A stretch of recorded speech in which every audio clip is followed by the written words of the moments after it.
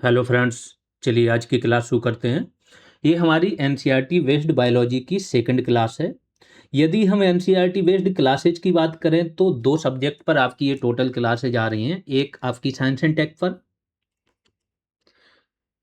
Science and take पर क्या था, टोटल आपकी 3 क्लासेज का आपको कंटेंट दिया गया है जो एप्लीकेशन पर अपलोडेड है। इसके बाद जो एनसीईआरटी की बायोलॉजी है वही आपके इस सिलेबस की लोअर पीसीएस की एनवायरनमेंट एंड इकोलॉजी है। ठीक है, तो इसमें कंफ्यूज मत होना। बायोलॉजी के टोटल 4 चैप्टर हैं जो आपके सिलेबस में डायरेक्ट हैं, और जितने भी प्रश्न पूछे गए थे पिछली कुछ परीक्षाओं में वो इन्हीं 4 चैप्टर से आए थे। ठीक है, तो ये सेकंड क्लास है बायोलॉजी की, 2 क्लासेज और आनी है। आज की क्लास जब आप देखोगे तो इसमें से अधिकांशतः कम से कम 95% कंटेंट ऑलरेडी आप लोग पढ़ चुके हो। वो आपको रेगुलर क्लासेज में दिया जा चुका है। एक क्लासेज क्यों दी जा रही है कि सपोज करो दो बुक, अगर दो व्यक्ति सेम चीज पढ़ के भी दो बुक लिखने बैठते हैं तो कुछ ना कुछ चीजें एक्स्ट्रा डाल देते हैं, कुछ फैक्ट्स एक्स्ट्रा डाल देते हैं, हो सकता है वहां से क्वेश्चन बन जाए। इसीलिए जो आपकी एनसीईआरटी है वहां का ज्यों का त्यों कंटेंट उठा के हमने यहाँ रख दिया है। लेकिन उसमें चेंज क्या कर दिया, चेंज ये कर दिया कि जब आप एनसीईआरटी पढ़ने जाओगे ना तो बहुत क्लिष्ट भाषा है उसकी, और कोई भी पैराग्राफ, मतलब सारा कंटेंट आपको पैराग्राफ में दिया गया है। कोई हेडिंग नहीं है, उदाहरण भी आपको पैराग्राफ के अंदर ही मिलेंगे, तो आप समझ ही नहीं पाओगे कि ये बोल क्या रहा है, कहना क्या चाह रहा है। उसको हमने बहुत आसान कर दिया। हेडिंग, पॉइंट फॉर्म, उदाहरण, जहाँ पर टेबल है वो सारी चीज़ों में अरेंज कर दिया। भाषा भी थोड़ी आसान कर दी जिससे कि आपको समझ में आ जाए। तो इसको करो। आज की क्लास से मैं बताऊंगा कम से कम 2 आपके क्वेश्चन पूछे गए थे लेखपाल एग्जाम में। बहुत इंपॉर्टेंट क्लासेज हैं, कुछ फैक्ट जरूर नए मिलेंगे। ठीक है, इसके अलावा और क्या काम हो रहा है तो ध्यान रखो। जब आप आज की क्लास करोगे तो जब इस क्लास का कंटेंट तैयार हो रहा था तो मुझे ऐसा लग रहा था कि ये सारी चीज़ें आप लोगों को ऑलरेडी पढ़ाई जा चुकी हैं जो आपकी रेगुलर क्लासेज आई हैं। सेम चीज़ रिपीट करना थोड़ा सा बोरिंग होता है। तो अब क्या होगा, अगली जो 2 क्लासेज होंगी ना उनको पीडीएफ फॉर्म में आपको कंटेंट मिल जाएगा, क्योंकि वो रेगुलर क्लास में ऑलरेडी आप पढ़ चुके हो तो समझाने की कोई ज़रूरत नहीं है। दूसरी चीज़ उसके साथ क्या होगी कि उन क्लासेज पर हर क्लास पे 50-50 एमसीक्यूज मिल जाएंगे।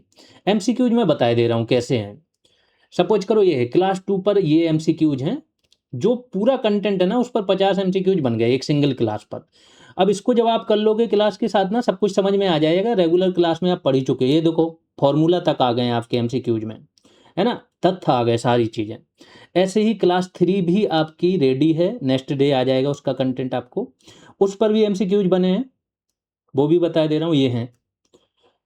तो एनवायरनमेंट पर, साइंस एंड टेक पर, जितनी चीज़ें इतने अच्छे से हम लोग काम कर रहे हैं कि एक तो हर क्लास पर एमसीक्यूज आ जा रहे हैं आपके एडवांस लेवल के, क्लास आ जा रही, एनसीईआरटी बेस्ड क्लास आ जा रही, है ना। इससे बाहर फिर कुछ जाएगा ही नहीं, और एक एक क्लास सब पर करंट वाली भी आएगी बाद में।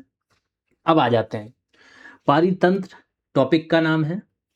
इसकी संरचना के बारे में बात होगी, कार्यप्रणाली के बारे में बात होगी, और गतिकी जो क्रियाशीलता है उसके बारे में। इसकी परिभाषा की बात करें यदि तो पारितंत्र को प्रकृति की एक अत्यंत महत्वपूर्ण, आधारभूत और क्रियाशील इकाई के रूप में परिभाषित किया जाता है। अब जैसा कि मैंने बता दिया आपको कि ये सारी चीज़ें आप लोग पढ़ चुके हो, तो जहाँ पर भी मैं थोड़ा सा जोर दूंगा या बता दूंगा यहाँ से ऐसे क्वेश्चन बनेंगे ना, उधर जरूर ध्यान दे लेना। पहला क्वेश्चन यहीं से बन जाता है कि जो प्रकृति की महत्वपूर्ण, क्रियाशील या आधारभूत इकाई किसे कहते हैं, तो वो पारितंत्र हो जाता है। ठीक है, यह एक ऐसा गतिक तंत्र है जहां विभिन्न जीवधारी यानी कि जैविक घटक ना केवल आपस में, यानी जैविक टू जैविक की बात हो रही है, यहां केवल आपस में क्रिया नहीं करते, जैविक टू अजैविक भी क्रिया करते हैं। यही ये बोल रहा है कि ना केवल आपस में एक दूसरे के साथ बल्कि आसपास के जो भौतिक पर्यावरण है यानी कि अजैविक घटक, इसके साथ भी निरंतर क्रिया करते हैं। और ये सारी चीजें आप पढ़ चुके हो, रिपीट हो रही हैं। ठीक है, अब हमने क्या किया कि कोई चीज हटाई नहीं, जो आपकी एनसीईआरटी में दी गई थी ना सेम चीज रख दी। क्यों रख दी ना, कि अगर हम यहाँ से हटा के इसको फिर से शॉर्ट कर देंगे ना तो आपकी क्लास और एनसीईआरटी में कोई अंतर नहीं रह जाएगा।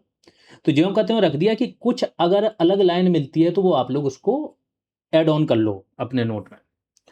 एक पारितंत्र का स्थानिक आकार अत्यधिक परिवर्तनशील हो सकता है। अब यहाँ पर देखो, यहाँ आपकी कॉन्सेप्चुअल क्लैरिटी आएगी।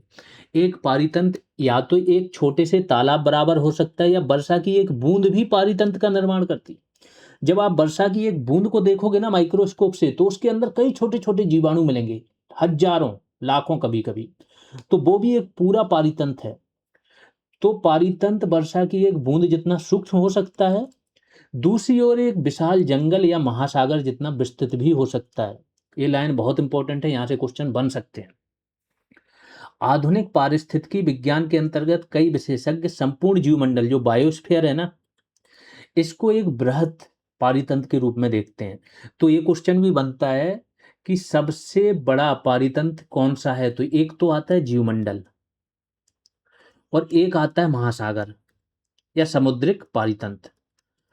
दोनों ऑप्शन में एक साथ कभी नहीं होंगे। अगर दोनों होंगे तो आपको जीवमंडल लगा के आना है, और अगर दोनों नहीं होंगे तो महासागर होगा तो महासागर, जीवमंडल होगा तो जीवमंडल। एक क्वेश्चन यहां से बनता है जिसमें पृथ्वी के सभी छोटे बड़े स्थानीय पारितंत्र समाहित होते हैं।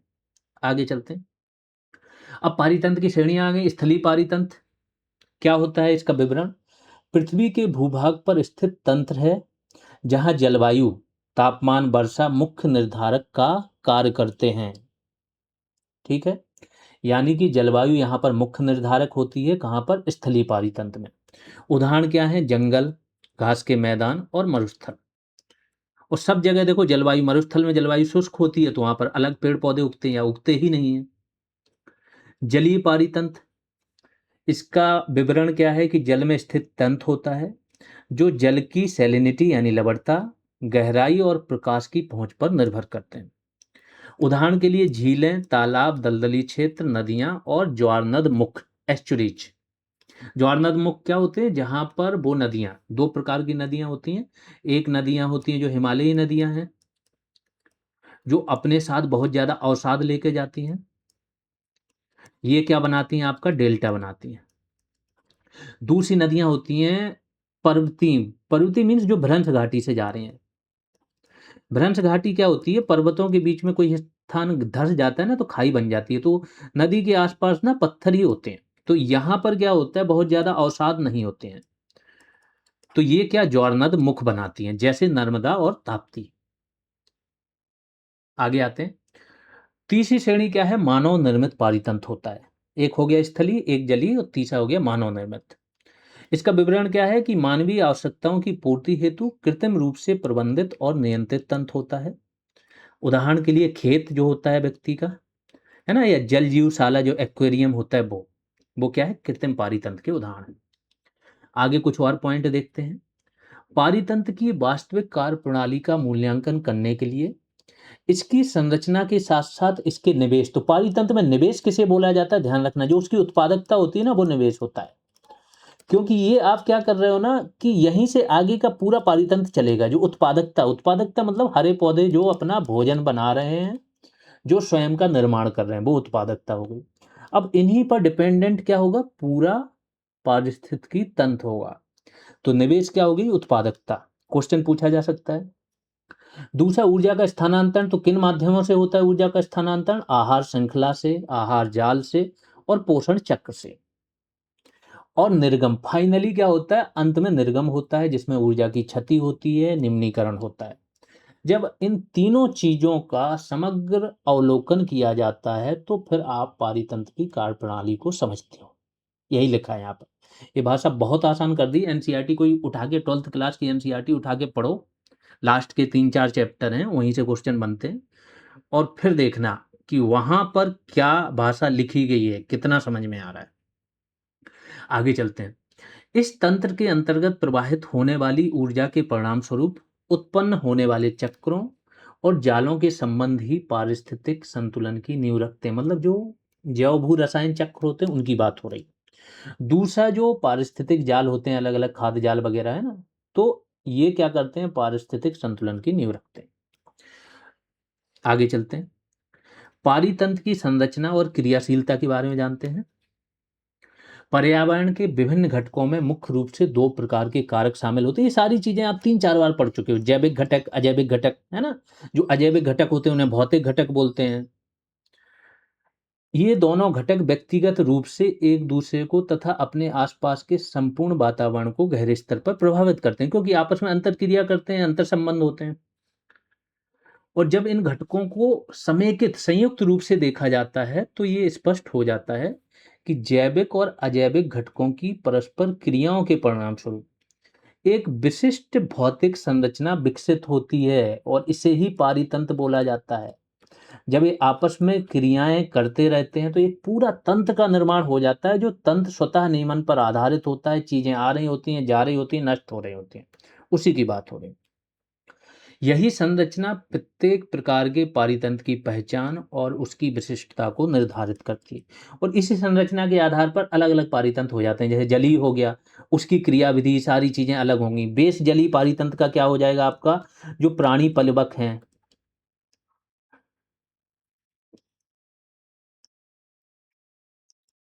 है ना।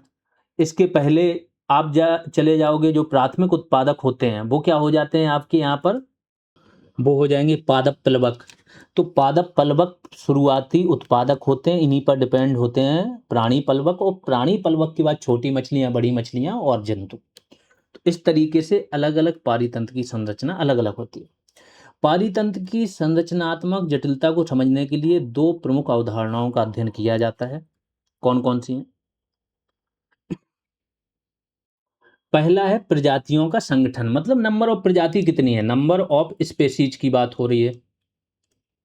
और दूसरा होता है उनका स्तर। सपोज करो कि पेड़ पौधों की ही बात हो रही है, पेड़ हैं, अलग अलग प्रजातियां हैं, तो प्रजातियां होंगी बहुत सारी।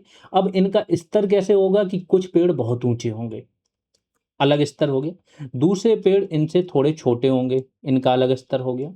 तीसरे पेड़ जो घास होती हैं, छोटी छोटी झाड़ियां होती हैं, उनका स्तर और अलग हो गया। इस तरीके से होता है। तो दो तरीके से अध्ययन होता है। किसी भी पारितंत्र में उपस्थित पादप और प्राणी प्रजातियों की पहचान करना, कि टोटल कितने पादपों की प्रजातियां हैं, कितने प्राणियों की हैं, इनकी गणना करना, तथा उस क्षेत्र के प्रजाति संगठन को प्रकट करता है। ये सब, यह उस तंत्र की जैव विविधता का प्रत्यक्ष सूचक है, क्योंकि जितनी ज्यादा प्रजातियां होंगी उतनी ज्यादा जैव विविधता होगी। देखो, फिर मैं बोल रहा हूँ कि ये सारी चीजें आप समझ चुके हो। इसे आसान भाषा में समझाना होगा तो एक लाइन का है। प्रजातियों का संगठन मतलब नंबर ऑफ स्पेसीज कितनी है वहां पर, और इनकी गणना करते हो, यही जैव विविधता को बताता है। चाहे वो आपकी पौधों की यानी कि पादपों की प्रजातियां हो, चाहे जीवों की प्रजातियां हो। लेकिन एनसीईआरटी में क्या लिखा है तो वो सारा एज इट इज आपको पढ़ना जरूरी है। क्योंकि हो क्या रहा है कि कुछ स्टूडेंटों की समझ तो बन जाती है, लेकिन डायरेक्ट अगर प्रश्न नहीं आता है तो उन्हें नहीं समझ में आता, वो उत्तर गलत करके आते हैं। इसीलिए मैंने एज इट इज ये सारी चीजें लिखी और सारी चीजें पढ़ रहा हूँ, कि आपको यहां से समझ में आ जाए। अगर क्वेश्चन बने तो चलो ऐसे याद रहे। दूसरा होता है स्तर विन्यास। स्तर विन्यास अभी मैंने बताया कि कैसे होता है, वर्टिकल। उदाहरण के लिए एक सघन जंगल में पारिस्थितिक संसाधनों जैसे सूर्य का प्रकाश है, इसके अधिकतम उपयोग के लिए जो वनस्पतियां होती हैं अलग अलग ऊंचाइयों पर निवास करती हैं, जिसमें सर्वोपरि कौन सी होती है, जो ऊर्ध्वाधर स्तर पर सबसे ऊंची होती है, जैसे कैनोपी वाली। ठीक है, छत्र जो होता है सबसे ऊंची वनस्पतियां। फिर झाड़ियां द्वितीयक स्तर पर होती हैं, उनकी हाइट थोड़ी कम होती है। और सबसे निचले स्तर पर जड़ी बूटियां, घास सबसे निचले स्तर पर होती हैं। तो ये हो गया आपका स्तर विन्यास। पारिस्थितिक तंत्र में सभी घटक एक एकल इकाई के रूप में तब क्रियाशील होते हैं, मतलब जितने भी घटक हैं सारे, चाहे जैविक हों अजैविक हों, एकल क्रियाशील इकाई के रूप में प्रतीत होते हैं। कब? जब वो आपस में क्रिया करते हैं, है ना। तो जब निम्नलिखित चार मूलभूत पहलुओं का गहराई से विश्लेषण किया जाता है, और ये उनकी क्रियाएं हैं। पहली क्रिया क्या है? उत्पादकता। दूसरी अपघटन। तीसरी है ऊर्जा का प्रवाह, और चौथा है पोषण चक्र। इन सारी क्रियाओं में क्या होता है कि पूरे पारिस्थितिक तंत्र के जितने भी घटक हैं आपस में मिलके एक इकाई बनाते हैं। सपोज करो, उदाहरण के लिए मैं बता रहा हूं कि जब आप सबसे पहले चले जाओ पोषण चक्र पर, अवसादी चट्टान है, वहां से अवसाद निकला, फास्फोरस सल्फर, चट्टान का विघटन हुआ, यहां से क्या बन गई? मृदा। मृदा बन गई। मृदा पर क्या हो गया? मृदा में सारे खनिज आ गए, सारे तत्व जो जो चाहिए, नाइट्रोजन, फास्फोरस, कैल्शियम, मैग्नीशियम, सब कुछ आ गया। जब ये आ जाएगा तो इस मृदा में पोषक तत्वों का यूज करके उगेंगे पेड़ पौधे। पेड़ पौधे, ये जो पोषक तत्व हैं, ये क्या है? अकार्बनिक पदार्थ। अकार्बनिक पदार्थ हैं। इन अकार्बनिक पदार्थों का उपयोग करेंगे और प्रकाश संश्लेषण द्वारा क्या बना देंगे पेड़ पौधे? एक तो अपना खुद का विकास करेंगे, दूसरा बनाएंगे भोजन। भोजन क्या हो गया? कार्बनिक। और ये भोजन नहीं बनाया इन्होंने, इसके साथ ये हो गई उत्पादकता। इसी को तो बोलते हैं उत्पादकता। जो संचित जीव भार की मात्रा होती है। ठीक है, तो हमने शुरू कहाँ से किया था? जैव भू रसायन चक्र से, यानी कि पोषण चक्र से। पोषण चक्र के बाद ये आ गई उत्पादकता इनकी। उत्पादकता के बाद क्या हो गया? इनका उपयोग होगा। इनका उपयोग होगा अलग अलग पेड़ पौधों को प्राथमिक उपभोक्ता खाएंगे, यानी कि शाकाहारी। फिर इनको द्वितीयक तृतीयक ऐसे उपभोक्ता खाएंगे। तो ये क्या हो गया? ऊर्जा का प्रवाह। पारितंत्र में ऊर्जा का प्रवाह हो गया, खाद्य श्रृंखला या खाद्य जाल। अब ये देखो यहाँ पे जो लिखा है वो सारी चीजें देखते जाओ। सबसे पहले हमने पोषण चक्र से शुरू किया था, फिर दूसरा क्या हुआ था? उत्पादकता आई थी। तो पहले नंबर पर ये, सेकंड नंबर पर इसे रख दो, थर्ड नंबर पर ऊर्जा के प्रवाह पर अभियान। ऊर्जा का प्रवाह हुआ, अलग अलग जीवों का विकास होता रहा, फाइनली जीव और जो पौधे हैं वो मृत हो गए, मर गए, उनका जीवन पूरा हो गया। तो फिर इनका क्या होगा? अपघटन होगा। अपघटन कौन करेंगे? जो सूक्ष्म जीव होते हैं वो अपघटन करके इनके जो भी कार्बनिक पदार्थ हैं उसको फिर से बदल देंगे अकार्बनिक में, और ये सारे पदार्थ वायुमंडल वाले वायुमंडल में चले जाएंगे, मृदा वाले मृदा में चले जाएंगे। तो चौथे नंबर पर क्या आ गया? अपघटन। एक इकाई के रूप में सारे कार्य कर रहे हैं, बस यही है। अब अलग अलग पारितंत्रों का अध्ययन कर लेते हैं। सबसे पहले जलीय पारितंत्र। जलीय पारितंत्र के गुणधर्म और प्रकृति को समझने के लिए एक उथले पानी वाला, यानी कि तालाब जिसमें उथला पानी भरा है, यह एक उत्कृष्ट उदाहरण है। इसके बारे में जान लेते हैं। एक तालाब का उदाहरण लिया है तो तालाब के बारे में ही बात होगी। इस तालाब में अजैविक घटक क्या क्या होगा? तालाब का पानी मुख्य अजैविक घटक है, जिसमें विभिन्न कार्बनिक और अकार्बनिक पदार्थ घुले हुए हैं। तालाब की तली में प्रचुर मात्रा में मृदा यानी मिट्टी है। ये हो गया अजैविक घटक। दूसरा, सौर ऊर्जा भी तालाब में आ रही, इसका निवेश हो रहा है। तापमान भी उसका कम बढ़ हो रहा है। दिन की अवधि, जो दीप्तिकालिता क्या बोलते हैं ना, दिन की अवधि को बोलते हैं। दिन की अवधि का एक जो नियंत्रणकारी प्रभाव होता है ना, उसे बोलते हैं दीप्तिकालता। तो दिन की अवधि बहुत इंपॉर्टेंट है पेड़ पौधों के लिए। और अन्य जलवायवीय परिस्थितियां समूचे तालाब की क्रियाशीलता और जो चयापचय की दर होती है, इसे नियमित करते हैं। ये तो हो गया अजैविक घटक। दूसरा हो गया स्वपोषी घटक, जो अपना भोजन स्वयं बनाते हैं। तो तालाब में प्राथमिक उत्पादकों का कार्य कौन करते हैं? पादप लवक या पादप पलवक बोला जाता है इनको, फाइटोप्लैंक्टन इंग्लिश में। कुछ शैवाल होते हैं, ये भी अपना क्या करते हैं? प्रकाश संश्लेषण करते हैं, अपना भोजन स्वयं बनाते हैं। निमग्न पौधे, जो जल में डूबे हुए पौधे होते हैं वो, तथा किनारों पर पाए जाने वाले सीमांत पौधे, ये सब क्या करते हैं? स्वपोषी हैं।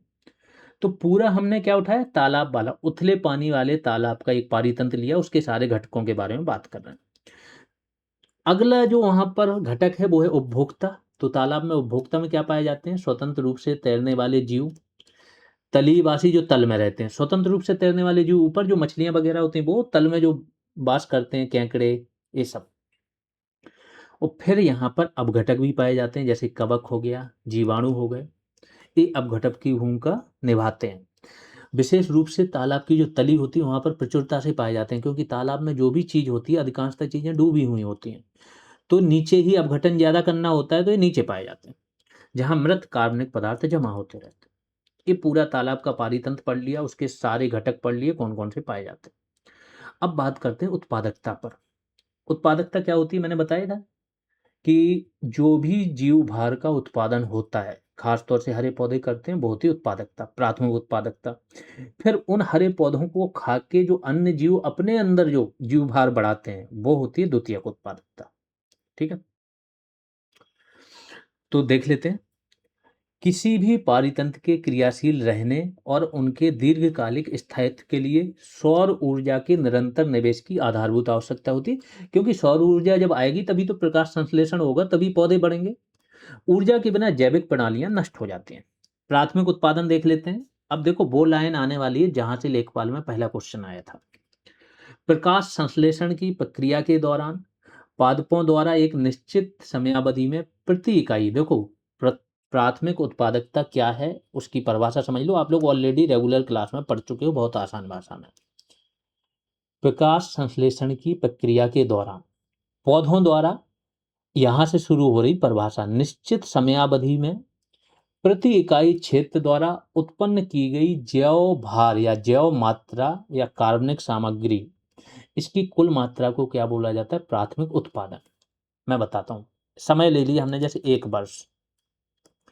1 वर्ष की समयावधि में किसी क्षेत्र विशेष को ले लिया, जैसे ले लिया हमने कि जो आपके वन है, वर्षा वन है। कौन से वाले? पश्चिमी घाट के। उसकी उत्पादकता निकाल ली।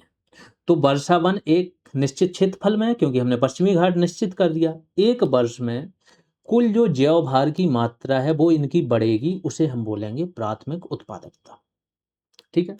वैज्ञानिक मापन में इसे क्या है, ग्राम प्रति मीटर स्क्वायर या फिर ऊर्जा के रूप में किलो कैलोरी प्रति मीटर स्क्वायर के रूप में व्यक्त किया जाता है। इसमें प्रति ईयर भी लगा देते हैं, क्योंकि प्रति वर्ष या कोई भी 6 महीने 3 महीने की उत्पादकता भी देख सकते हैं। हाँ, जो लोग भी अभी टेलीग्राम चैनल से नहीं जुड़े, वो जीएस रेवोल्यूशन टेलीग्राम पर सर्च करेंगे तो टेलीग्राम का चैनल मिल जाएगा। ग्रुप मैं बता दे रहा हूँ, ये ग्रुप है, ओपन ग्रुप है, यहाँ पे सारी जानकारी मिलती है। ये वाला मिल जाएगा, यहाँ पे ज्वाइन कर सकते हो। ये पेड बैच वालों का है। यहाँ पर 941 मेंबर दिख रहे हैं। जो एप्लीकेशन है वहाँ पर 1050 से ज़्यादा हो गए हैं पेड बैच में स्टूडेंट, लोअर पीसीएस वाले। ठीक है। तो प्ले स्टोर पर भी जीएस रिवॉल्यूशन सर्च करोगे आप तो आपको एप्लीकेशन मिल जाएगा, डाउनलोड कर लेंगे, वहीं पर सारे बैच मिल जाएंगे। यहाँ पे आगे चलते हैं। उत्पादकता, जैव मात्रा के उत्पादन की दर को ही क्या बोला जाता है? उत्पादकता। यानी कि ग्राम प्रति मीटर स्क्वायर में आप समय और निश्चित कर दो तो क्या हो गई? उत्पादकता हो गई। विभिन्न पारितंत्रों की उत्पादकता की तुलना करने के लिए इसे ग्राम प्रति मीटर स्क्वायर पर ईयर या ऊर्जा के संदर्भ में क्या, किलो कैलोरी प्रति मीटर स्क्वायर प्रति ईयर के रूप में मापा जाता है। उत्पादकता के गहन विश्लेषण के लिए इसे 2 मुख्य भागों में बांटा गया है। दोनों चीजें आप पढ़ चुके हो। एक होता है सकल, कहीं पर ग्रॉस की बात की जाए तो उसमें हम क्या करते हैं, कुछ घटाते नहीं, जो ओवरऑल आया वो। जब हम ग्रॉस के बाद नेट की बात करते हैं तो नेट में से हम जो लॉस हुआ है ना वो हटा देते हैं। ठीक है, जो हमने खुद के लिए यूज किया, जीडीपी वगैरह में आप ये सब चीजें पढ़ चुके होंगे। तो ग्रॉस प्राइमरी प्रोडक्टिविटी, इसे अंग्रेजी में डिनोट करेंगे जीपीपी। यह क्या है, देखो मैं सिंपल शब्दों में समझा देता हूँ। ये टोटल है, टोटल जो जैव भार बनता है प्रकाश संश्लेषण द्वारा, वो हो गया। फिर जो प्रकाश संश्लेषण द्वारा टोटल जैव भार बनता है उसका 90% पौधे क्या कर लेते हैं, या उसकी मात्रा का एक बड़ा सा भाग पौधे स्वयं की चयापचय क्रियाओं में यूज कर लेते हैं। तो नेट में उसे हम घटा देते हैं, जो स्वयं के लिए यूज किया। देखते हैं क्या लिखा है। यह प्रकाश संश्लेषण के दौरान पारिस्थितिक तंत्र में कार्बनिक तत्वों के उत्पादन की कुल दर है। यह पादपों द्वारा ग्रहण की गई कुल सौर ऊर्जा का प्रतिनिधित्व करती है। नेट प्राथमिक उत्पादकता में क्या है, सकल प्राथमिक उत्पादकता का एक बड़ा जो हिस्सा होता है ना, वो पौधे अपने स्वयं की जो चयापचय की क्रियाएं हैं ना, श्वसन हो गया, अन्य क्रियाएं हो गई, इसमें उपयोग करते हैं। तो जब हम नेट निकालते हैं तो ये जो स्वयं के लिए उपयोग किया उसे हटा देते हैं, उसे घटा के निकालते हैं नेट। यदि हम सकल उत्पादकता में से श्वसन के दौरान हुई ऊर्जा क्षति को किससे डिनोट करेंगे? आर से। इसको यदि घटा देंगे तो हमें नेट प्राथमिक उत्पादकता प्राप्त हो जाती है। फॉर्मूला पढ़ लो, फॉर्मूला पूछा जा सकता है। तो ग्रॉस प्राइमरी प्रोडक्टिविटी में से रेस्पिरेशन यानी कि श्वसन के लिए जो ऊर्जा की क्षति हुई वो घटाएंगे तो आ जाएगा नेट प्राइमरी प्रोडक्टिविटी। नेट प्राथमिक उत्पादकता ही वह वास्तविक जैव मात्रा है जो अन्य जो स्तर है ना, यानी कि जो परपोषी है उनके लिए उपलब्ध रहती है, क्योंकि बाकी तो इन्होंने अपने लिए यूज कर ली। द्वितीयक उत्पादकता देख लेते हैं क्या होती है। ये तो होगी प्राथमिक। प्राथमिक होती है स्वपोषियों के लिए, जो अपना भोजन स्वयं बनाते हैं। ठीक है, उत्पादकों के लिए। द्वितीयक हो गई उपभोक्ताओं के लिए, क्योंकि यदि आप रोटी खा रहे हो तो आपने रोटी खाना जो भी खाया तो आपका वजन बढ़ता है ना, आपके अंदर भी जैव भार की मात्रा बढ़ती है समय के साथ साथ। वही हो गई सेकेंडरी उत्पादकता। इसे उपभोक्ताओं द्वारा नए कार्बनिक तत्वों के निर्माण की दर के रूप में परिभाषित किया जाता है। चूंकि उपभोक्ता केवल पादपों द्वारा बनाए गए भोजन का उपयोग करते हैं जो प्राथमिक होते हैं। द्वितीयक उत्पादकता पूर्णतः प्राथमिक उत्पादकता पर निर्भर करती है। यदि प्राथमिक उत्पादकता ना हो तो ये क्या खाएंगे, यानी शाकाहारी यदि ना हो तो फिर मांसाहारी किसे खा लेंगे, है ना। वैश्विक उत्पादकता के आंकड़े देख लेते हैं क्या है। प्राथमिक उत्पादकता किसी सुनिश्चित क्षेत्र में निवास करने वाली पादप प्रजातियों के प्रकार पर निर्भर करती है। पादप की जो प्रजातियां होती हैं, जैसे मैंने बताया कि जो आपके वर्षा वन होते हैं उनकी उत्पादकता काफ़ी ज़्यादा होती है। अगर आप झाड़ियों पर चले जाओ तो इनकी उत्पादकता बहुत कम होती है। तो इनकी जो वनस्पति हैं या पादप प्रजातियां हैं उन पर डिपेंड करती है। इसके अतिरिक्त यह विभिन्न पर्यावरणीय कारकों, मिट्टी में पोषक तत्वों की उपलब्धता, पादपों की विशिष्ट प्रकाश संश्लेषण की क्षमता द्वारा नियंत्रित होती है।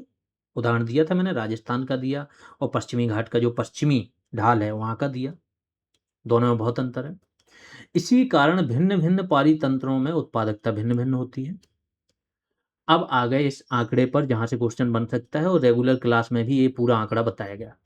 संपूर्ण जीवमंडल की वार्षिक कुल प्राथमिक उत्पादकता का जो शुष्क भार होता है, मतलब ड्राई हटा दो उसमें से, तो शुष्क भार कितना मापा गया? 170 बिलियन टन, इतना आंका गया। और इसमें से जो 55 बिलियन टन है वो मापा गया कि ये जलीय पारितंत्र से है, और जो 115 बिलियन टन है वो मापा गया स्थलीय पारितंत्र का। हालांकि ये विरोधाभास है इसमें। जल पृथ्वी के 70% भाग पर, वही लिखा है कि यद्यपि पृथ्वी के धरातल का 70% भाग महासागरों से ढका है, लेकिन उत्पादकता इसकी केवल कितनी है? 55 बिलियन टन। टोटल 170 है। शेष 115 बिलियन टन किसकी है? भूमि पर स्थलीय उत्पादकता। अब ये क्यों होता है, इसका रीजन नीचे लिखा है। रीजन से क्वेश्चन आ सकता है, एक तो यहां से भी आ सकता है और दूसरा रीजन से। महासागरों की इस निम्न उत्पादकता का मुख्य कारण क्या है? प्रकाश की सीमित पहुंच। सूर्य का प्रकाश जो होता है ना, गहरे जल में प्रवेश नहीं कर पाता है, तो प्रकाश संश्लेषण वहां हो नहीं पाता है। खुले महासागरों में आवश्यक खनिज जो हैं, जैसे नाइट्रोजन, लौह तत्व, इसकी भारी कमी है, तो उत्पादकता कम हो जाती है। इसी प्रकार से जो समुद्री क्षेत्र होते हैं एक प्रकार के जैविक मरुस्थल बन जाते हैं। अगला है अपघटन, यानी कि डिकम्पोजिशन। दोनों पारितंत्रों में होता है, चाहे वो स्थलीय हो चाहे जलीय हो, दोनों पारितंत्रों में अपघटन की घटना होती है, जो कि बहुत महत्वपूर्ण भी है। अब ये क्वेश्चन यहाँ से बराबर बनता है कि किसानों का मित्र किसे कहा जाता है, तो देखो एनसीईआरटी में लिख दिया इन्होंने कि केंचुओं को अक्सर किसान मित्र के रूप में संबोधित किया जाता है। अब रीजन क्यों? क्योंकि वे क्या करते हैं, जो जटिल कार्बनिक पदार्थ हैं, कार्बनिक पदार्थ का मतलब समझ जाना, जीवों की बात हो रही है। कार्बनिक पदार्थ यानी जीव या उनका जो भोजन होता है, कार्बोहाइड्रेट हो गया, वसा हो गया, ये सब, ठीक है। अब ये कार्बनिक पदार्थ होते हैं जटिल। जब ये मर जाते हैं जीव, पेड़ पौधे, ये सब, तो इनका अपघटन करते हैं कौन? अपघटक। तो ये जटिल कार्बनिक पदार्थों को तोड़ देते हैं अकार्बनिक पदार्थों में। अकार्बनिक पदार्थ सिंपल होते हैं, इनके बॉन्ड बड़े नॉर्मल से होते हैं, बस यही बोल रहा है। क्योंकि ये क्या करते हैं? डिकम्पोजन ये करते हैं कि जटिल कार्बनिक पदार्थों का खंडन करते हैं। इसके साथ साथ केंचुए की बात हो रही, भूमि को भुरभुरा भी बना देते हैं, जिससे मिट्टी में वायु का संचार होता है और मिट्टी के अंदर CO2 भी चली जाती है, O2 भी चली जाती है, जो पौधों की जड़ों के लिए इंपॉर्टेंट होती है। दूसरा, ये तो पहला हो गया, केवल केंचुए की बात हुई। इसी प्रकार जो सूक्ष्म अपघटक होते हैं, जीवाणु और कवक, वो जटिल कार्बनिक सामग्री को अकार्बनिक तत्वों जैसे CO2, जल और पोषक तत्वों में खंडित कर देते हैं, N2 में बदल देते हैं ना। जो N2 होता है, N2 को किस में बदल देते हैं? नाइट्रेट वगैरह को, नाइट्रोएट अमोनिया को किस में बदल देते हैं? ये N2 में। स्यूडोमोनास इसका उदाहरण है। बाकी जो वायुमंडलीय N2 है, इसको भी नीलहर्ष, शैवाल, एनावीना, नॉट स्टॉक जैसे क्या बना देते हैं, या तो नाइट्रेट में बदल देते हैं, अमोनिया में बदल देते हैं। अपघटन के लिए मुख्य कच्चा पदार्थ अपरद होता है, जिसका निर्माण पादपों के मृत अवशेषों तथा प्राणियों के मृत अवशेषों और मल आदि से होता है। तो जो अपरद भोजी होते हैं ना, वो क्या होते हैं? अपरद का निर्माण होता है मृत कार्बनिक पदार्थों से। अपघटन प्रक्रिया के महत्वपूर्ण चरण देख लेते हैं क्या क्या है। सबसे पहले खंडन होता है। जो अपरदहारी जीव होते हैं जैसे केंचुए, ये बड़े अपरद को छोटे छोटे कणों में खंडित कर देते हैं। तो सपोज करो एक सामान्य सा, सपोज करो एक बड़ा सा सांप है। अब ये छोटे, इसको छोटे छोटे कई खंडों में क्या कर देंगे? ये विभाजित कर देंगे, और इसकी लेयर भी, कई सारी लेयर अलग कर देते हैं। तो ये क्या है, अभी इसका क्षेत्रफल कम है, अब क्षेत्रफल बहुत बढ़ा दिया इन्होंने। तो इससे अपरद का सतही क्षेत्रफल बढ़ जाता है, जिससे सूक्ष्म जीवों को कार्य करने में आसानी होती है। फिर क्या होता है? निच्छालन होता है। निच्छालन का मतलब भूमि में नीचे की ओर जाना, मृदा से। तो इस प्रक्रिया में क्या होता है कि जल में जो घुलनशील अकार्बनिक पोषक तत्व हैं, वो रिसकर मिट्टी के निचले स्तरों में चले जाते हैं, वहां अनुपलब्ध लवण के रूप में अवक्षेपित, मतलब ऐसे सॉल्ट के रूप में, लवण के रूप में अवक्षेपित रहते हैं जो उपलब्ध नहीं होते हैं। तीसरी जो प्रक्रिया होती है वो होती है अपचय, कैटाबॉलिज्म। इसमें क्या होता है कि जीवाणु और कवक अपने विशिष्ट एंजाइम स्रावित करते हैं, बहुत इंपॉर्टेंट है, जो अपरद के जटिल कार्बनिक यौगों को सरल अकार्बनिक तत्वों में तोड़ देते हैं। फाइनल प्रक्रिया यही है कि ये जो जीवाणु और कवक होते हैं ना, विशेष प्रकार के एंजाइम यानी केमिकल स्रावित करते हैं, जिससे क्या होता है, कार्बनिक जो यौगिक होते हैं वो टूट जाते हैं। यह ध्यान रखना महत्वपूर्ण है कि खंडन, निच्छालन और अपचय की प्रक्रियाएं अपरद पर एक साथ समानांतर रूप से चलती रहती, मतलब ऐसा नहीं है कि एक प्रक्रिया पूर्ण होगी तभी दूसरी चलेगी, नहीं। एक काम हो रहा है, एक लोग जो हैं जिनका काम है वो तोड़ने वाला केंचुआ अपना तोड़ रहा है, निच्छालन भी अपने आप होता जा रहा है सेम टाइम पर, और अपचय भी हो रहा है। फिर है अगली प्रक्रिया ह्यूमिफिकेशन, जिसे बोलते हैं ह्यूमस भवन, यानी कि ह्यूमस का बनना। यहाँ से क्वेश्चन पूछा जाता है। यह प्रक्रिया मिट्टी के भीतर संपन्न होती है। इसके द्वारा एक गहरे रंग के क्रिस्टल रहित, बहुत इंपॉर्टेंट है, ह्यूमस के बारे में पूछा जाता है कि यह गहरे रंग का क्रिस्टल रहित होता है कि क्रिस्टल होता है, तत्व का निर्माण होता है जिसे बोलते हैं ह्यूमस। और ये ह्यूमस बहुत इंपॉर्टेंट होता है कृषि के लिए, पौधों के उगने के लिए। तो क्रिस्टल रहित होता है जिसे अमोर्फस बोला जाता है और गहरे रंग का होता है। ह्यूमस सूक्ष्म जैविक क्रिया है। अब ह्यूमस बनता कैसे है, जो पेड़ पौधे होते हैं, इनकी पत्तियां, तने, मतलब इनका जो कार्बनिक पदार्थ है वो प्लस मृत जीव हैं, इनका जो कार्बनिक पदार्थ है, इनसे निर्माण होता है मृदा में, मृदा के निचले स्तर पर। कोलाइडल प्रकृति का होता है। अच्छा, यहां से ह्यूमस सूक्ष्म जैविक क्रिया के लिए उच्च प्रतिरोधी होता है, मतलब यहां पर कोई भी चीज प्रतिरोध कर रही है मतलब उसका विरोध कर रही है। तो जो सूक्ष्म ह्यूमस बना ही कैसे है, जैविक क्रिया से, सूक्ष्म जीवों की क्रिया से।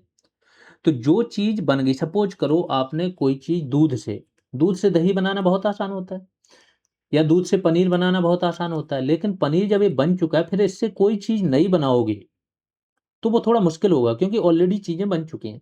ऐसे ही यहां पर है कि जो सूक्ष्म जैविक क्रिया है उससे आपका क्या बन चुका है, ह्यूमस बन चुका है। अब ये आगे की क्रिया के लिए प्रतिरोधी होगा, अतः इसका अपघटन अत्यंत धीमी गति से होता है। यहाँ इस पूरी लाइन से क्वेश्चन बन सकता है। कोलाइडल प्रकृति का होता है, इस कारण से ह्यूमस पोषक तत्वों के एक विशाल भंडार के रूप में कार्य करता है, जो मिट्टी की उर्वरता बनाए रखता है। आखिरी प्रक्रिया है खनिजीकरण। इसमें क्या होता है, अंततः ह्यूमस कुछ विशिष्ट सूक्ष्म जीवों द्वारा, क्योंकि सूक्ष्म जैविक जो प्रक्रिया उसके लिए ये प्रतिरोधी तो होता है, लेकिन फाइनली प्रतिरोध कब तक करोगे, तो धीमे धीमे क्या होगा, सूक्ष्म जीव इसको खंडित करेंगे। इस प्रक्रिया को खनिजीकरण कहते हैं, जिसके परिणाम स्वरूप क्या होगा, जो अकार्बनिक पोषक तत्व हैं पादपों के उपयोग के लिए पुनः मिट्टी में मुक्त कर दिए जाते हैं ह्यूमस से निकालकर। अब अपघटन को प्रभावित करने वाले जलवायु और रासायनिक कारक देख लेते हैं। अपघटन मुख्य रूप से एक एरोबिक प्रक्रिया है, मतलब जिसमें O2 की जरूरत पड़ती है। इसकी दर अपरद के रासायनिक संगठन और जलवायु कारकों द्वारा सख्ती से निर्धारित होती है। ये मैंने बताया, अगर बायो ऑक्सीजन डिमांड की हो गई, बायोकेमिकल ऑक्सीजन डिमांड की बात होती है, तो क्या है, ऑक्सीजन की डिमांड है, ऑक्सीजन की जरूरत है, किस लिए हो रही, अपघटन के लिए ही तो होती है जल में। तो अपघटन के लिए वायु की जरूरत होती है। रासायनिक संगठन की बात करें तो यदि अपरद में काइटिन तथा लिग्निन जैसे जटिल बहुलकों की मात्रा अधिक होती है तो अपघटन की दर अत्यंत धीमी हो जाती है। बिल्कुल ये लाइन ऐसी है, जैसा मैंने बोला क्यों एनसीईआरटी बेस्ड क्लास दी जा रही है, क्योंकि एनसीईआरटी में कुछ लाइनें ऐसी लिख देते हैं ये लोग जो पेपर बना रहे हैं एजेंसी, वो क्या है, नॉर्मल लोगों को ही पेपर बनाने के लिए देते हैं, सोर्स दे देते हैं, ये सोर्स उठाते हैं और डायरेक्ट वहां से जहां से क्वेश्चन बन रहा है बना देते हैं। तो कई बार ये लॉजिक नहीं लगाते हैं कि क्या चीज पूछी जानी चाहिए क्या नहीं पूछी जानी चाहिए, किसी भी लाइन से बना देंगे, आप वहां पर क्या प्रोटेस्ट तो कर नहीं सकते हो, है ना। इसीलिए इंपॉर्टेंट हो जाता है। अब ये लाइन बहुत इंपॉर्टेंट है कि अपरद में क्या है, काइटिन और लिग्निन यदि अधिक हो तो अपघटन की दर दर क्या होती है, धीमी हो जाती है। इसके विपरीत यदि नाइट्रोजन और जल विलेय तत्वों से भरपूर होता है जो अपरद होता है तो अपघटन बहुत तेज होता है। जलवायु कारक देख लेते हैं तो तापमान और मिट्टी की जो नमी होती है वो अपघटन की गति को नियंत्रित करने वाले सबसे महत्वपूर्ण कारक हैं। इंपॉर्टेंट है ये वाला पैराग्राफ। इसमें क्या है कि यदि वातावरण गर्म हो और आर्द्र हो तो ऐसे पर्यावरण मृदा सूक्ष्म जीवों की गतिविधियों को बढ़ा देता है। कभी भी देखना ना, जहां पर वातावरण में गर्मी हो और आर्द्रता हो, वहां पर सूक्ष्म जीवों की उत्पत्ति बहुत ज्यादा होती है। मैं उदाहरण देता हूँ, साउथ अफ्रीकन, जो अफ्रीकन कंट्रीज है ना, जितने भी वायरस नए नए आते हैं वो यहीं पर मिलेंगे आपको। हालांकि एक वुहान वायरस छोड़ दो, चाइना वाला कोरोना, बाकी ईबोला जितने भी हैं, सबसे ज़्यादा वायरस से प्रभावित लोग यहीं पर हैं, सबसे ज़्यादा रोग, क्योंकि यहाँ पर आर्द्रता बहुत ज़्यादा होती है और टेम्परेचर भी अत्यधिक होता है, और ये सबसे अनुकूल कंडीशन बनाता है किसी भी सूक्ष्म जीवों को पनपने के लिए। तो वही बोल रहा है कि गर्म और आर्द्र यदि पर्यावरण हो तो, या फिर मृदा हो, तो सूक्ष्म जीवों की गतिविधियों को बढ़ा देते हैं, जिससे अपघटन तेज होता है। इसके विपरीत यदि तापमान कम हो, अवायवीय परिस्थितियां हो, यानी कि वायु की कमी हो, ये सूक्ष्म जीवों की क्रियाशीलता को रोक देती हैं, जिससे अपघटन धीमा होता है। और क्योंकि सूक्ष्म जीव ही अपघटन करते हैं, तो उनकी क्रियाविधि अगर धीमी कर दी तो अपघटन भी धीमा होगा। और कार्बनिक पदार्थों का विशाल भंडार यहाँ पर जमा हो जाता है, जिसे पीट बोला जाता है। तो पीट में क्या होता है, दलदल भूमि में पीट होता है। दलदल भूमि में क्या होता है, O2 की मात्रा कम हो जाती है, अपघटन यहाँ पर धीमा हो जाता है, तो कार्बनिक पदार्थों का जो विशाल भंडार यहाँ पर संचित हो जाता है। अब देख लेते हैं पारितंत्र में ऊर्जा का प्रवाह। गहरे समुद्र के जल तापीय पारितंत्रों को यदि छोड़ दें, यानी कि गहरे समुद्र को छोड़ दें, तो पृथ्वी पर मौजूद सभी पारिस्थितिक तंत्रों के लिए ऊर्जा का एकमात्र स्रोत सूर्य है। ज्यों कि त्यों लाइन आपकी लिखी गई है, जो आपकी रेगुलर क्लास है वहां पर। सूर्य से पृथ्वी पर आपतित होने वाले कुल सौर विकिरण का 50% से भी कम भाग, यहाँ से क्वेश्चन पूछा गया था, यही क्वेश्चन पूछा गया था कि जो आपका प्रकाश संश्लेषण है, उसमें जो पीएआर है, फोटोसिंथेटिकली एक्टिव रेडिएशन है, उसकी कितनी मात्रा प्रकाश संश्लेषण में उपयोग हो पाती है। ठीक है, तो सूर्य से पृथ्वी पर जो आपतित कुल विकिरण है, उसका 50% से भी कम भाग तो क्या होता है, प्रकाश संश्लेषणात्मक सक्रिय विकिरण, जिसे बोलते हैं फोटोसिंथेटिकली एक्टिव रेडिएशन, पीएआर।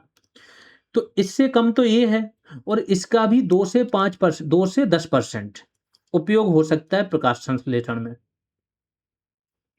हरे पौधे जो हैं वो प्रकाश संश्लेषक होते हैं, और रसायन संश्लेषक होते हैं जो जीवाणु होते हैं। इसी सौर ऊर्जा का दोनों उपयोग करते हैं, और इससे क्या करते हैं, अकार्बनिक पदार्थों को कार्बनिक में बदलते हैं। आश्चर्यजनक रूप से पादप जो होते हैं ना, वो जो पीएआर है, पीएआर कुल सौर प्रकाश का 50% से कम है, और जो पौधे होते हैं वो इस पीएआर का 2 से 10% ही उपयोग कर पाते हैं। तो 50% का 2 से 10% होता है। अगर 100% की बात करें तो केवल 1 से 5% तक ही कुल सौर विकिरण का ये उपयोग कर पाते हैं प्रकाश संश्लेषण में।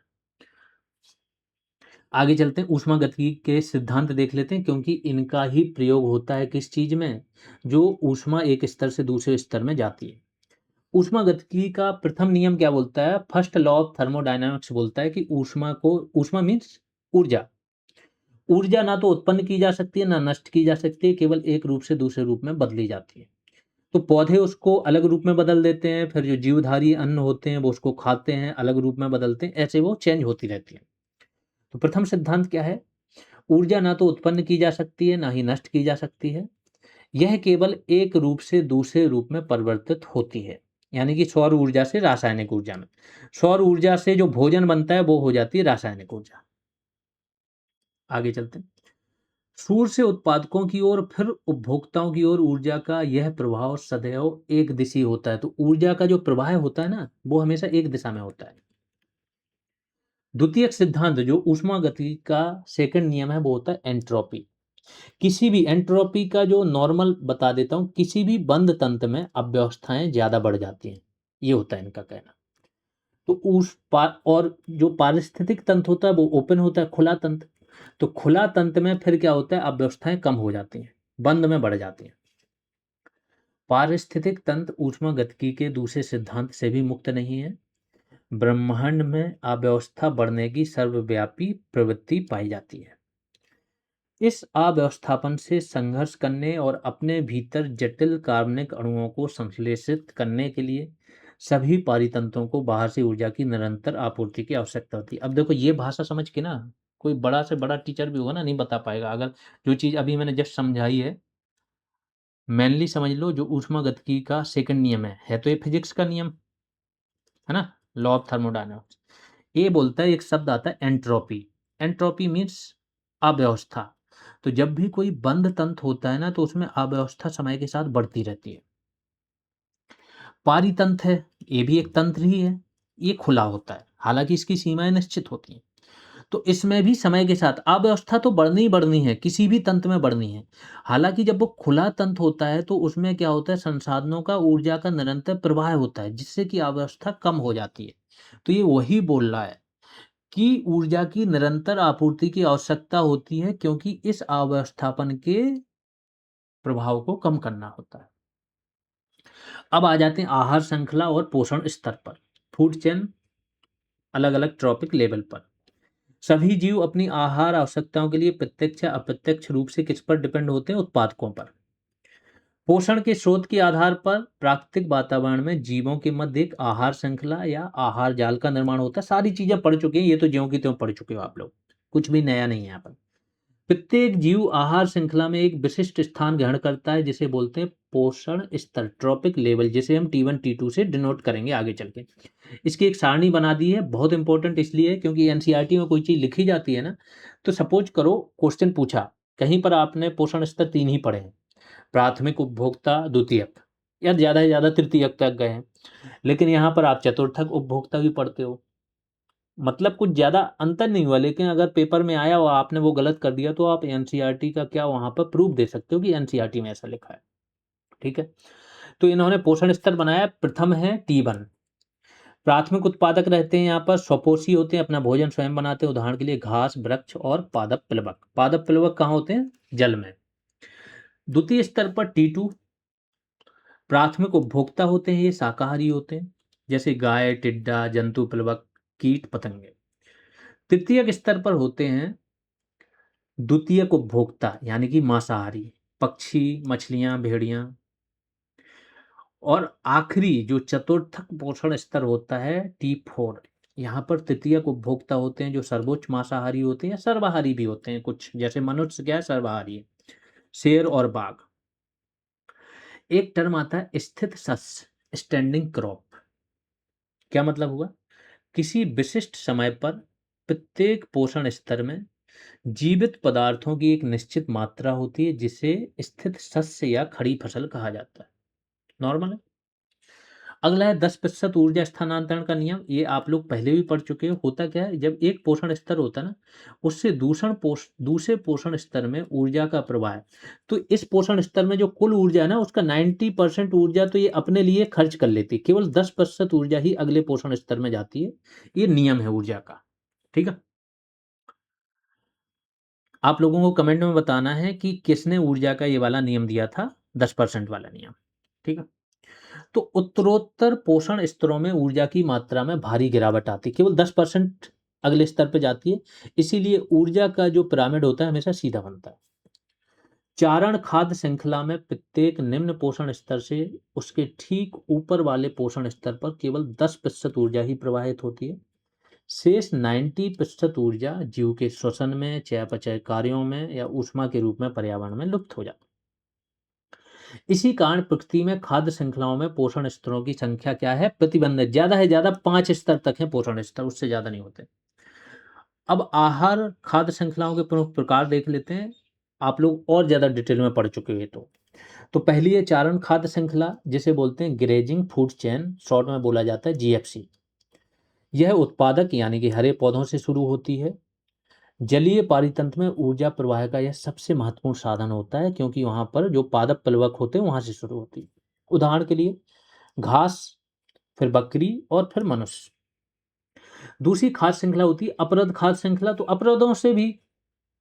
अपरदों से ये शुरू होगी।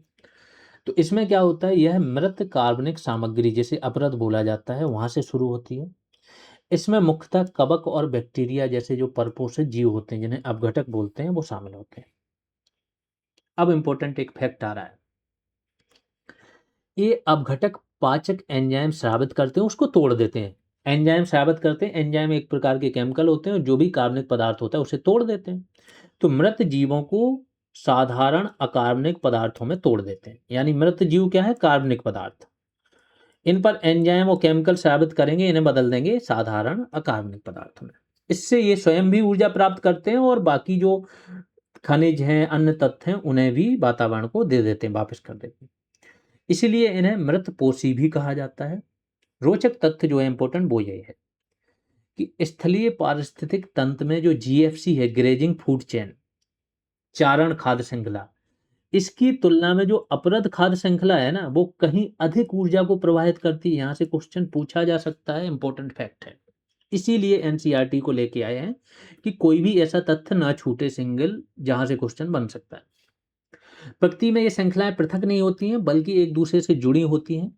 डीएफसी मतलब समझ ही रहे हैं ना आप लोग, डीएफसी मतलब क्या है, ये देखो ये लिखा है, डिट्रीटस फूड चेन, डीएफसी। और ये क्या है, ग्रेजिंग फूड चेन।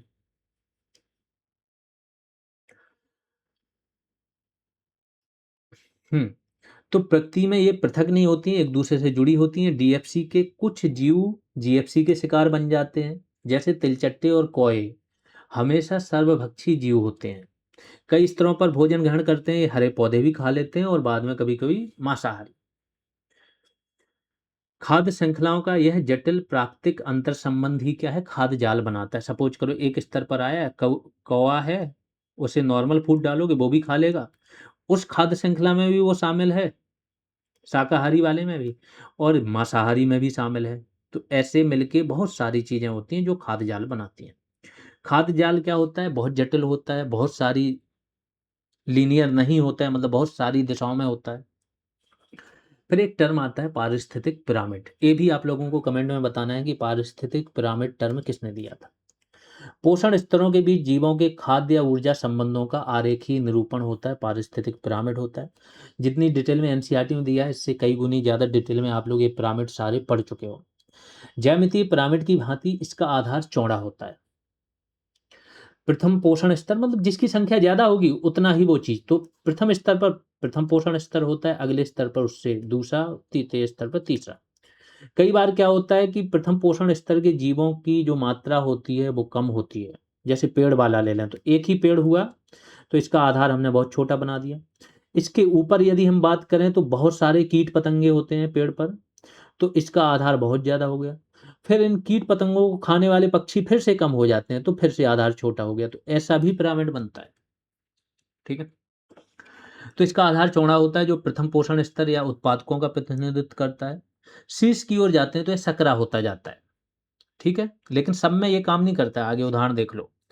आमतौर पर अध्ययन किए जाने वाले तीन प्रमुख पारिस्थितिक पिरामिड कौन कौन से हैं, तो पहला है संख्या का पिरामिड।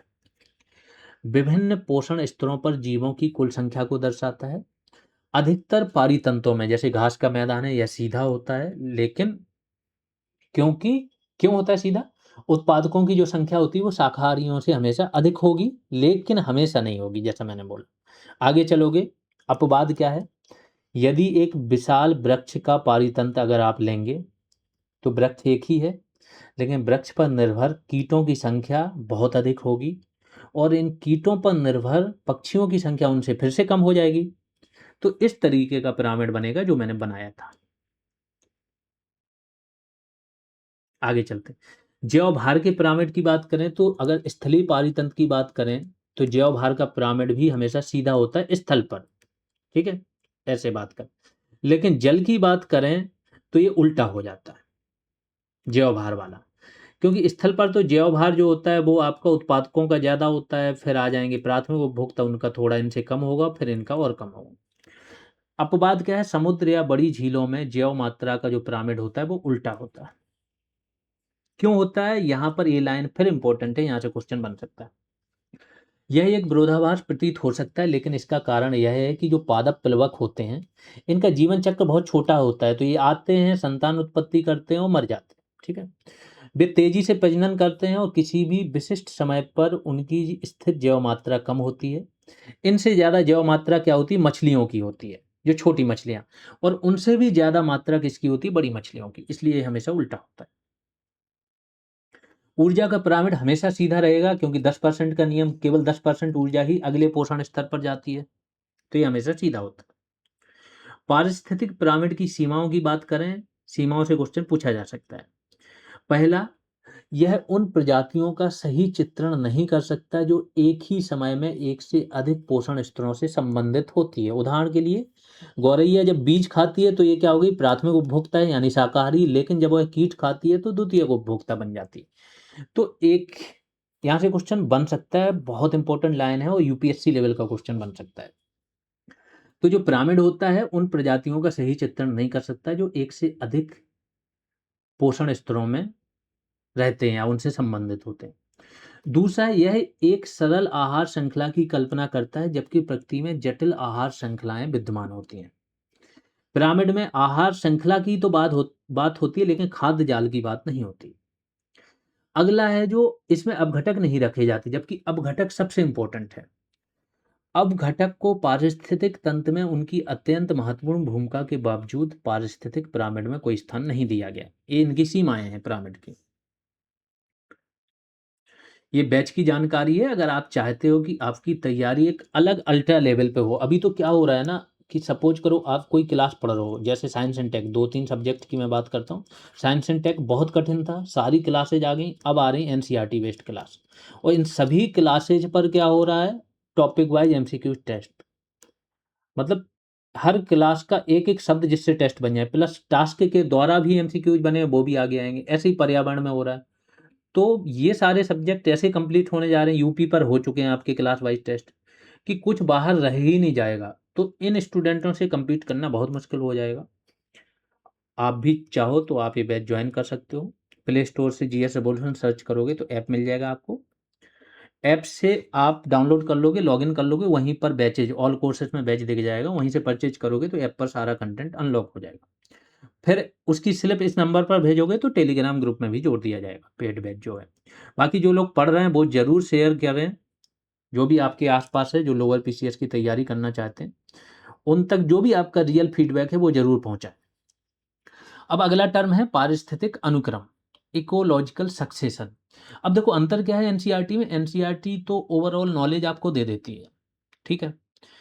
जो हमने आपको अनुक्रमण पढ़ाया था, 5 उसकी स्टेज न्यूडेशन से शुरू किया था, है ना, न्यूडेशन, इन्वेजन, सारी स्थिति बताई थी कैसे क्या होता है, उदाहरण दिया था। यहाँ पर ओवरऑल दे दिया। तो प्रकृति में कोई भी जैविक समुदाय स्थिर नहीं होता है। पर्यावरण के बदलते भौतिक स्वरूप के साथ समुदाय के संगठन और संरचना में निरंतर, क्रमबद्ध और पूर्वानुमानित परिवर्तन को क्या बोलते हैं, पारिस्थितिक अनुक्रम बोलते हैं। तो ये परिभाषा पूछी जा सकती है कि पर्यावरण के बदलते भौतिक स्वरूप के साथ साथ समुदाय के संगठन और संरचना में होने वाले निरंतर, क्रमबद्ध और पूर्व अनुमानित परिवर्तन को क्या बोलते हैं, पारिस्थितिक अनुक्रम। अनुक्रमण के द्वारा क्या होता है, कुछ नई प्रजातियां आती हैं, बस्ती बसा लेती हैं, तो इसे क्या बोलते हैं, इन्वेजन, है ना, इन्वेज कर लिया। इसके बाद इनकी जनसंख्या तेजी से बढ़ती है, जबकि पहले से मौजूद कुछ प्रजातियों की जनसंख्या घटती है या वे पूरी तरह से लुप्त हो जाती हैं। फाइनली क्या होता है, यह क्रमिक परिवर्तन तब तक चलता रहता है कि जब तक कि ऐसा समुदाय स्थापित नहीं हो जाता है जो अपने पर्यावरण के साथ पूर्ण संतुलन में हो। यानी कि ये स्टेबल स्टेज आ गई, फाइनल स्टेज, जैसे क्लाइमेक्स समुदाय की स्थापना होती है। इस अंतिम स्थिर समुदाय को बोलते हैं चरम समुदाय। एक शब्द आता है क्रमक, सेरे जिसे बोला जाता है। ये क्या होता है, किसी दिए गए क्षेत्र में सफलतापूर्वक परिवर्तित होने वाले संपूर्ण सामुदायिक क्रम को क्या बोलते हैं, क्रमक बोलते हैं, सेरे। क्रम की चरण भी एक आता है, इसकी भी परिभाषा से क्वेश्चन बन जाता है। विभिन्न परिवर्तनशील समुदायों की व्यक्तिगत अवस्थाओं को क्रम की चरण बोलते हैं। जैसे जैसे अनुक्रमण, जैसे अनुक्रमण की 5 स्टेज है ना, तो एक स्टेज से दूसरी स्टेज में जो परिवर्तन होता है वो होता है सेरे, ठीक है। दूसरा बोल रहे हैं, विभिन्न परिवर्तनशील समुदायों की व्यक्तिगत अवस्थाओं को क्रम की चरण बोला जाता है। जैसे जैसे अनुक्रमण बढ़ता है जीवों की प्रजातियों की भिन्नता, जनसंख्या या संपूर्ण जैव मात्रा में वृद्धि होती है। ये हो गया क्रम की चरण। अनुक्रम के प्रमुख प्रकार 2 ही होते हैं। एक होता है प्राथमिक अनुक्रमण। प्राथमिक अनुक्रमण वहाँ होता है जहाँ कभी कोई जीव नहीं रहा हो, शुरुआत से होता है, शुरुआत मृदा के निर्माण से होती है, फिर धीमे धीमे वनस्पति आते हैं, फिर जीव आते हैं। इसमें हजारों, कभी कभी लाखों वर्ष भी लग जाते हैं। तो यह प्रक्रिया उन क्षेत्रों में शुरू होती है जहाँ पहले कोई सजीव नहीं रहा हो। उदाहरण के लिए तुरंत ठंडा हुआ ज्वालामुखी लावा, नग्न पत्थर यानी कि चट्टान, या नवविकसित तालाब। चुनौती क्या है? नए जैविक समुदाय की स्थापना के लिए उपजाऊ मिट्टी का होना बहुत अनिवार्य है। नग्न चट्टानों पर जलवायवी अपक्षयन होता है, इसके द्वारा प्राकृतिक रूप से मिट्टी बनती है जिसमें कई सौ से लेकर हजारों वर्ष लग जाते हैं। इसलिए जो प्राथमिक अनुकूलन की प्रक्रिया होती है अत्यंत धीमी होती है। सब चीज़ आप लोग बहुत डिटेल में पढ़ चुके हो। द्वितीयक अनुकरण वहाँ होता है जहाँ पर पहले से कोई जनसंख्या जीव रहा है लेकिन किसी वजह से नष्ट हो गया, जैसे जंगल में आग लग गई, नष्ट हो गया। तो ऐसे अनुकरण में ज़्यादा समय नहीं लगता, बहुत जल्दी फिर से नई वनस्पति उगाती है, नए जीव आ जाते हैं। तो यह ऐसे क्षेत्रों में प्रारंभ होता है जहाँ प्राकृतिक जीवीय समुदाय किसी कारणवश पूरी तरह से नष्ट हो गया हो। उदाहरण के लिए छोड़ी गई जैसे कृषि भूमि, जल या कटे हुए वन, या भीषण बाढ़ बाढ़ से प्रभावित जमीन। विशेषता क्या है? क्योंकि यहाँ से पहले से मिट्टी बनी हुई है, कार्बनिक पदार्थ यहाँ पर, अकार्बनिक पदार्थ सब कुछ है। कार्बनिक पदार्थ मतलब ह्यूमस है, कार्बनिक पदार्थ मतलब नाइट्रोजन, ऑक्सीजन, फास्फोरस, क्लोरीन, ये सब है। इसलिए द्वितीयक अनुक्रमण की दर प्राथमिक अनुक्रमण की तुलना में काफी तेज होती है। ये दोनों में तुलना करके पूछा जाता है। और जल्दी ही क्लाइमेक्स समुदाय यानी चरम अवस्था की प्राप्ति हो जाती है यहाँ पर। प्राकृतिक या मानव जनित बाधाएं जैसे आग या वनों की कटाई अनुक्रमण की किसी भी क्रमक अवस्था को वापस प्राथमिक अवस्था में धकेल देती है। जैसे अनुक्रमण की मैंने अवस्थाएं बताई थी, सबसे पहले क्या होता है? न्यूडेशन। न्यूडेशन में क्या होता है? मृदा बनती है। फिर इन्वेजन, इन्वेजन में कोई प्रजाति आके वहां पर इन्वेज करती है। फिर कंपटीशन होता है तीसरा। फिर होता है रिएक्शन चौथी। और अंत में होता है क्लाइमेक्स, स्टेबलाइजेशन। ठीक है। तो किसी भी अवस्था में मनुष्य ने कोई हस्तक्षेप किया और आग लगा दी तो फिर से ये प्राथमिक अवस्था में आ जाएगा। मतलब किसी भी अवस्था से कोई दुर्घटना घटित हो गई तो अवस्था फिर से शुरू पे आ सकती है, यही बोल रहा है। इससे क्या होगा? नई प्रजातियों को पनपने का अवसर मिल जाता है। यहां से क्वेश्चन बन सकता है। पादपों का अनुक्रमण की बात करें, प्लांट सक्सेशन, तो इससे आवास की जलीय या शुष्क प्रकृति के आधार पर पादपों के अनुक्रमण को दो मुख्य भागों में बांटा गया है, यानी कि स्थल या जलीय। जलारंभी अनुक्रमण की बात करें तो जलमग्न क्षेत्र जैसे तालाब में शुरू होता है। समय के साथ यह हाइड्रिक यानी अत्यधिक जलीय परिस्थिति से समोकी मध्यम जल परिस्थिति की ओर अग्रसर होता है। तो शब्दों का मतलब ही पूछा जा सकता है कि हाइड्रिक क्या है? अत्यधिक जलीय, और समोकी क्या है? मैसिक यानी मध्यम जलीय। अगला होता है शुष्क तारंभी अनुक्रमण, मतलब जहां शुष्कता हो, जल ना हो। यह अत्यंत शुष्क क्षेत्रों जैसे चट्टानों में शुरू होता है तथा शुष्कता जिसे बोला जाता है जैरिक से समोकी मैसिक यानी मध्यम जलीय की ओर बढ़ता है। पारिस्थितिकी का एक महत्वपूर्ण नियम यह है कि अनुक्रमण चाहे वो पानी में शुरू हो चाहे नग्न भूमि पर यानी कि चट्टान में, दोनों ही अंततः कहाँ जाते हैं? चरम समुदाय यानी कि स्टेबलाइजेशन की ओर। समोकी जहां पर मध्यम जल है, वन समुदाय की ओर अग्रसर होते हैं। यानी कि चरम समुदाय की स्थापना करते हैं, और चरम समुदाय का एक उदाहरण है समूह वन समुदाय। मूल अन्वेषक प्रजाति एक आपका टर्म अलग से आता है, किसे बोलते हैं? अंग्रेजी में बोलते हैं पायोनियर स्पेसीज। वह पहली प्रजाति जो किसी खाली या नग्न क्षेत्र पर आक्रमण करती है और उसे मूल अन्वेषक प्रजाति कहा जाए। मतलब किसी खाली जगह पर पहली प्रजाति जो स्थापित, आक्रमण का मतलब ये नहीं होता है कि युद्ध हो रहा है, पहली प्रजाति जो वहां पर आती है, इन्वेज करती है। चट्टानों की बात करें तो चट्टानों को क्या बोल रहे हैं? जिरार्च। यहाँ पर लाइकेन प्राथमिक अनुक्रमण करते हैं, क्योंकि लाइकेन क्या करते हैं? एंजाइम छोड़ते हैं, एंजाइमों से चट्टानों का अपक्षयन होता है। विशेष अम्ल का स्राव करते हैं जो चट्टानों को पिघलाकर अपरदन और मृदा निर्माण में सहायक होते हैं। इसके बाद लाइकेन जब चट्टानों को अपक्षयन करके मृदा का निर्माण कर देते हैं, फिर छोटे छोटे पौधे जिन्हें बोला जाता है ब्रायोफाइट, ये आते हैं। अंततः हजारों वर्षों में वन समुदाय का यहाँ पर निर्माण हो जाता है। जल में क्या होता है? जल में कैसे? जैसे बोलते हैं हाइड्रार्च, छोटे पादप पल्पों का निर्माण होता है, ये मूल अन्वेषक होते हैं। समय के साथ उथले होते पानी में जड़ वाले जलोद्भिद पौधे, घास और अंततः पेड़ उगाते हैं। इस प्रकार जलकाय जो होता है समय के साथ स्थलीय पारितंत्र में परिवर्तित हो जाता है। अब देखो ये पूरा फिर से समझाते हैं। आपने सुपोषण पढ़ा होगा, यूट्रिफिकेशन, यहाँ से भी क्वेश्चन आया था। सुपोषण, इसमें क्या होता है? बीओडी बढ़ जाती है, कार्बनिक पदार्थों की मात्रा बढ़ जाती है। क्यों बढ़ जाती है? क्योंकि जो आप खेतों में यूज करते हो एनपीके वाला उर्वरक, वो बह के चला जाता है पानी में, और जो मलमूत्र होता है उसमें ही नाइट्रोजन वगैरह होती है, वो बह के चला जाता है, जो कि पोषक तत्वों की तरह कार्य करता है। पोषक तत्वों की तरह कार्य कहाँ करेगा? जल स्रोत में। तो वहाँ पर पौधे वगैरह उगाते हैं, कार्बनिक पदार्थ उगाते हैं, बाद में वही मृत होके सड़ जाते हैं उसी में, तो वो पूरा तालाब का पानी गंदा हो जाता है। ठीक है, तो ये क्या बोल रहा है, इसकी लाइन को समझो, ये क्या बोल रहा है कि मूल अन्वेषक होते हैं छोटे पादप प्लवक। शुरुआत में इन्होंने इन्वेजन किया, समय के साथ उथले पानी वाले जलोद्भिद पौधे उगे, घास उगी और अंततः पेड़ उगाते हैं किसी भी जल स्रोत में।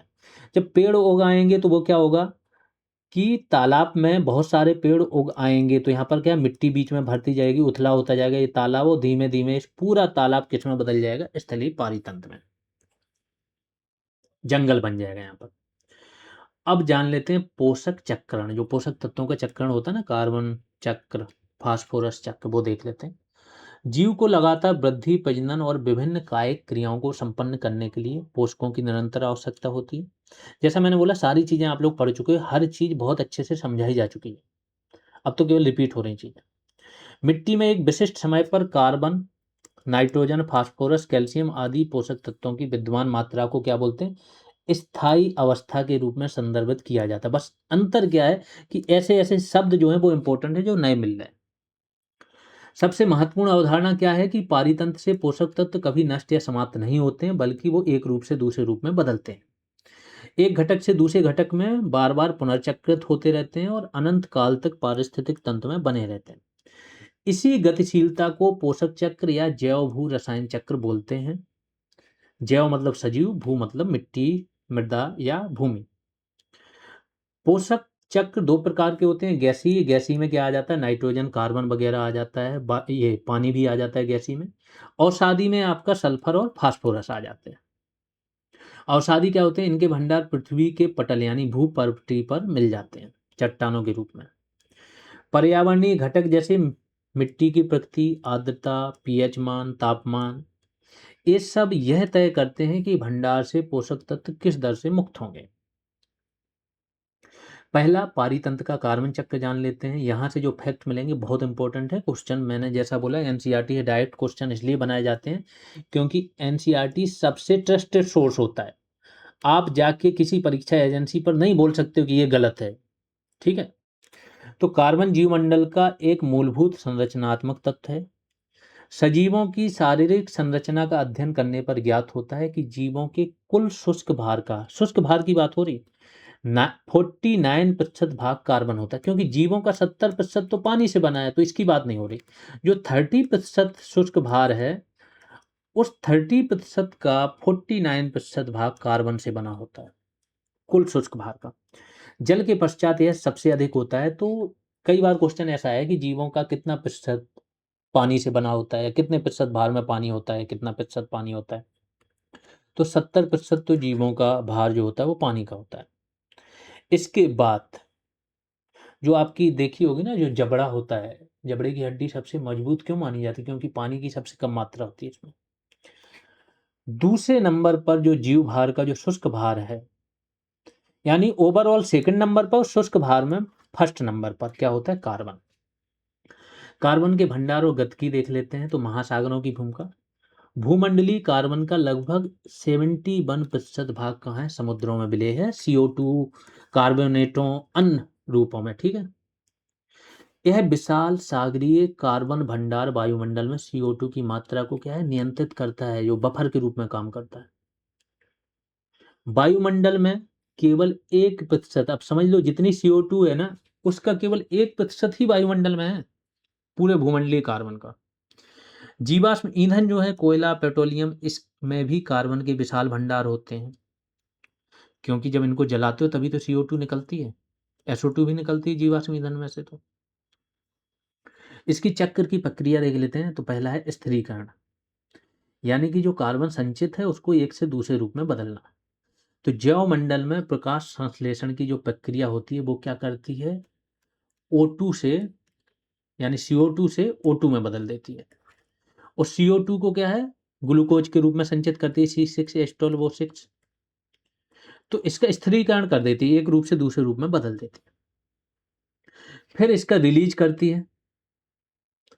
रिलीज में क्या होता है, अच्छा ये डेटा पढ़ लेना कि प्रतिवर्ष लगभग 4 × 10⁻13 किलोग्राम कार्बन का स्थिरीकरण किया जाता है। पुनरावृत्ति में क्या होगा, रिलीज होगा, अब फिर से CO2 को O2 में बदल देंगे या O2 को CO2 में। तो उत्पादकों एवं उपभोक्ताओं की श्वसन क्रिया द्वारा क्या होता है, CO2 की एक बड़ी मात्रा निकलती है, वायुमंडल में वापस जाती है। इसके अतिरिक्त जो अपघटक होते हैं वो मृत कार्बनिक सामग्री का अपघटन करते हैं, जिससे भी CO2 क्या होती है, मुक्त होती है। मानवीय प्रभाव क्या होता है कि वनों की अंधाधुंध कटाई, लकड़ी जलाना, परिवहन के लिए जो आप जैव ईंधन का यूज करते हो, या तीव्र दहन के कारण CO2 क्या होती है, वायुमंडल में चली जाती है। ये सारी चीजें पढ़ी हैं आपने। अगला चक्र है फास्फोरस चक्र। फास्फोरस सजीवों के लिए बहुत महत्वपूर्ण है। ये 2 लाइनें बहुत इंपॉर्टेंट है, यहाँ से क्वेश्चन बन सकता है। जो मनुष्य की जैविक झिल्लियां होती हैं, सेल मेम्ब्रेन, वो फास्फोरस से बनती हैं। न्यूक्लिक एसिड जो होते हैं, DNA RNA, वो फास्फोरस से बनते हैं। जो कोशिकीय ऊर्जा स्थानांतरण प्रणाली है, जो ATP, इन सबका प्रमुख घटक होता है फास्फोरस।